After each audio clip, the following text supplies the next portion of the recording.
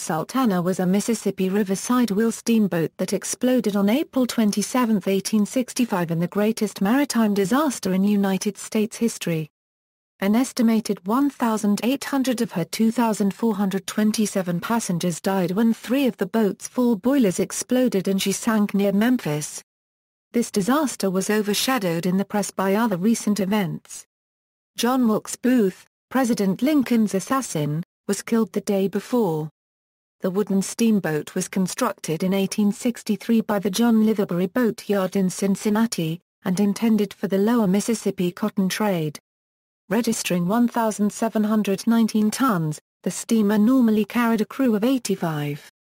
For 2 years, she ran a regular route between St. Louis and New Orleans, frequently commissioned to carry troops. The tragedy. Under the command of Captain J.C. Mason of St. Louis, Sultana left New Orleans on April 21, 1865, with 75 to 100 cabin passengers, deck passengers, and numerous head of livestock bound for markets in St. Louis. At Vicksburg, she stopped for a series of hasty repairs to the boilers and to take on more passengers.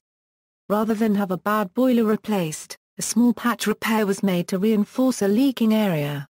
A section of bulged boiler plate was removed, and a patch of lesser thickness than the parent plate was riveted in its place. This repair took about 1 day, whereas a complete replacement of the boiler would have taken about 3 days.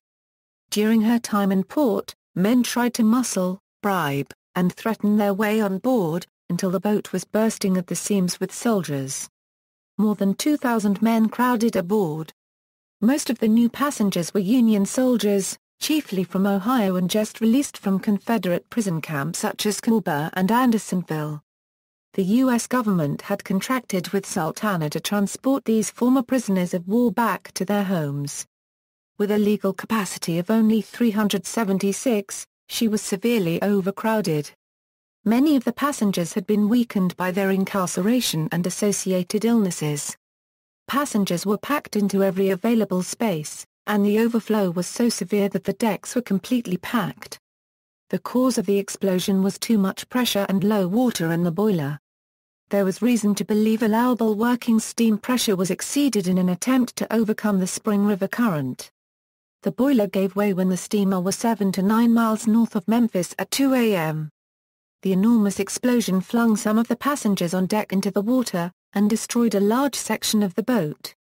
The forward part of the upper decks collapsed into the exposed furnace boxes which soon caught fire and soon turned the remaining superstructure into an inferno, the glare of which was visible as far away as Memphis. The first boat on the scene was the southbound steamer Bostonia II, coming downriver on her maiden voyage, which arrived at about 3 a.m., an hour after the explosion, and overtook the burning wreck to rescue scores of survivors. The hulk of the Sultana drifted about 6 miles to the west bank of the river, and sank at around dawn near Mound City in present-day Marion, Arkansas. Other vessels joined the rescue, including the steamers Silver Spray, Jenny Lind, and Pocahontas, and the Navy tin-clad Essex and the sidewheel gunboat Arthur Tyler, manned by volunteers. The ship's regular crew had been discharged days before. Passengers who survived the initial explosion had to risk their lives in the icy spring runoff of the Mississippi or burn with the boat. Many died of drowning or hypothermia. Some survivors were plucked from the tops of semi-submerged trees along the Arkansas shore. Bodies of victims continued to be found downriver for months, some as far as Vicksburg. Many bodies were never recovered. Sultana's officers, including Captain Mason, were among those who perished. About 700 survivors, many with horrible burns, were transported to hospitals in Memphis. Up to 200 of them died later from burns or exposure. Newspaper accounts indicate that the people of Memphis had sympathy for the victims despite the fact that they had recently been enemies.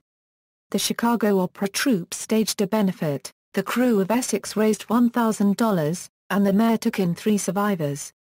Monuments and historical markers to Sultana and her victims have been erected at Memphis, Muncie, Indiana, Marion, Vicksburg, Cincinnati, Knoxville, Hillsdale, Michigan, and Mansfield, Ohio. Casualties: no exact death toll is known, estimates range from 1,300 to 1,900. The official count by the United States Customs Service was 1,800. Of the total casualties, Ohio lost the most of any state, with 791 dead. Indiana lost 491 persons, with Kentucky suffering 194 dead.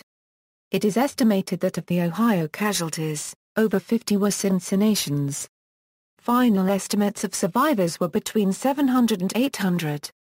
Many of the dead were interred at the Memphis National Cemetery.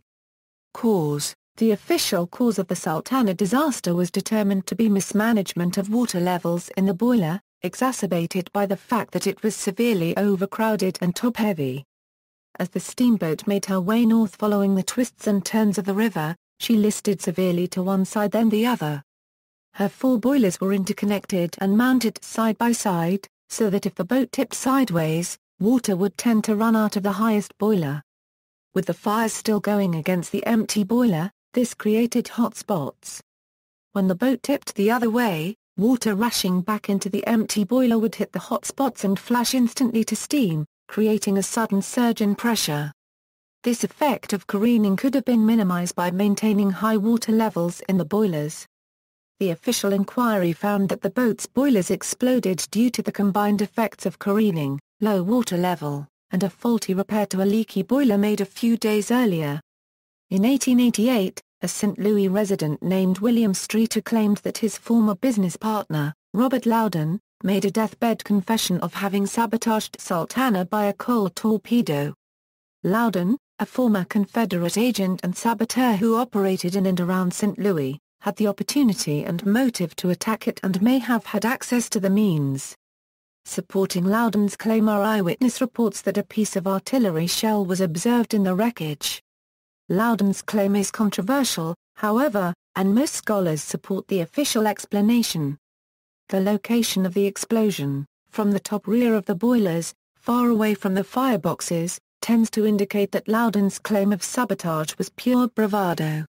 The episode of History Detectives, which aired on July 2, 2014, reviewed the known evidence and then focused on the question of why the steamboat was allowed to be crowded to several times its normal capacity before departure.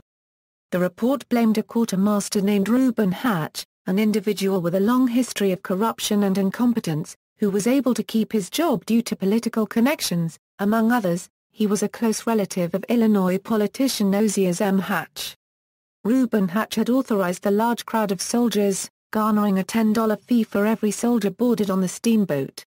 President Abraham Lincoln, Secretary of War Edwin Stanton and General of the Army Ulysses S. Grant were also implicated, as they wrote letters whitewashing Reuben Hatch's incredible and lengthy record of criminality and irresponsibility in his duties as an Army quartermaster. The letters reside in the National Archives in Washington, D.C. Hatch refused 3 separate subpoenas to appear before Congress and give testimony before dying in 1871, having escaped justice due to his numerous highly placed patrons, including 2 Republican presidents. Survivors, an East Tennessee Sultana survivors group met annually on April 27 until 1928, when just 4 survivors remained. Then on March 4, 1931 the last survivor, Pleasant M. Cabell, died at the age of 85. Samuel H. Rodbore, also a survivor of the disaster, died on December 5, 1931 at the age of 89.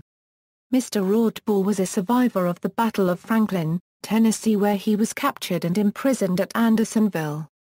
He was aboard Sultana when she blew up and survived the disaster. He later became the first president of the National Sultana Survivors Association in December 1885. Remnants Found. In 1982, a local archaeological expedition, led by Memphis attorney Jerry Potter, uncovered what was believed to be the wreckage of Sultana. Blackened wooden deck planks and timbers were found about 32 feet under a soybean field on the Arkansas side, about 4 miles from Memphis. The Mississippi River has changed course several times since the disaster.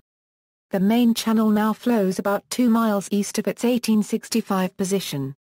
Music. Jay Farrar of the band Son Volt wrote a song called Sultana, paying tribute to the worst American disaster of the maritime. Farrar calls the boat the Titanic of the Mississippi in the song, which was released on the American Central Dust album. Corey Brain and the Wreck of the Sultana. The band Behoover also paid tribute with their song Sultana, which was released on their 2010 Concrete Catalyst album. Artwork. The J. Mack Gamble Fund of the Sons and Daughters of Pioneer Rivermen and the Friends and Descendants of Sultana sponsored a mural by Louisiana artist Robert Dafford and his crew entitled The Sultana Departs from Vicksburg as one of the Vicksburg riverfront murals. It was dedicated on April 9, 2005. See also, List of maritime disasters, references. Further reading, Huffman, Alon. Sultana, Surviving the Civil War, Prison, and the Worst Maritime Disaster in American History. Collins. ISBN A0-06-147054-6. Bess, Margie Riddle. Messenger of Lincoln Death Herself Doomed. The Lincoln Herald, 49 €51. Berry, Chester D. 1892. Loss of the Sultana and Reminiscences of Survivors. University of Tennessee Press. ISBN A1-57233-372-3. Bryant, William. Oka Harbor Prison in the Sultana Disaster. University of Alabama Press. ISBN A0-8173-0468-1. Potter, Jerry O. The Sultana Tragedy, America's Greatest Maritime Disaster. Pelican Publishing. ISBN A0-88289-861-2. Salica, Jean Eric. Disaster on the Mississippi, The Sultana Explosion, April 27, 1865. Naval Institute Press. ISBN A1-55750-739-2. Salica, Jean Eric. A Tremendous Tumult and Uproar. America's Civil War 15. Rule, G.E. Rule, Deb. The Sultana, A Case for Sabotage.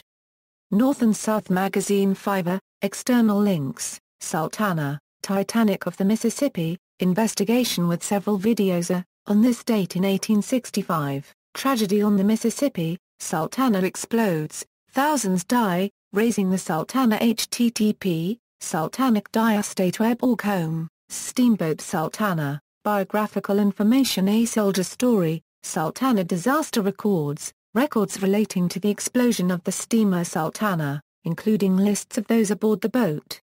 Sultana at Roots Web.